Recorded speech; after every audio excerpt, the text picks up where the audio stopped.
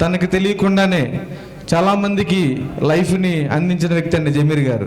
చాలామందికి అంటే ఎలా చెప్పగలుగుతున్నానంటే, నా ద్వారా చాలామందికి అవకాశం వచ్చింది అంటే, నేననేవాడిని ఒక ప్లాట్ఫామ్ మీద నిలబడ్డాను అంటే దానికి బ్యాక్ బోన్ ఆ రోజుల్లో జమీర్ గారు చేసిన చాలా సపోర్ట్ ఉందండి. ఆ సపోర్ట్ తను ఆ రోజున చేయబట్టే నేననేవాడిని నిలబడ్డాను.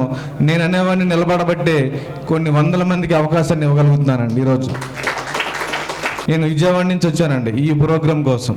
అంటే ఎందుకు వచ్చానంటే కేవలం నేను జమీర్ గారి గురించే వచ్చానండి.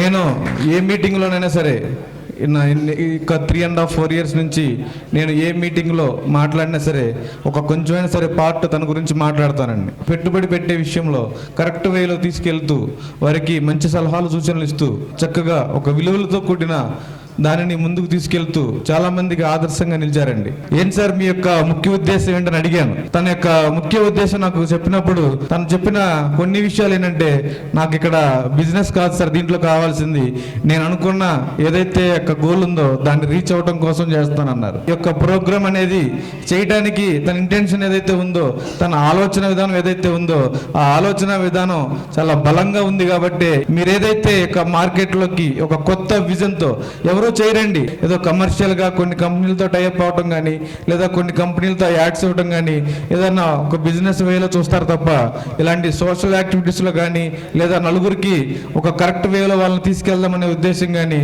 లేదా ఎథికల్గా ఒక బిజినెస్ అనే వేలో చాలామందికి ఒకే యొక్క కమిట్మెంట్ ఇవ్వటం కానీ బయట లేవండి.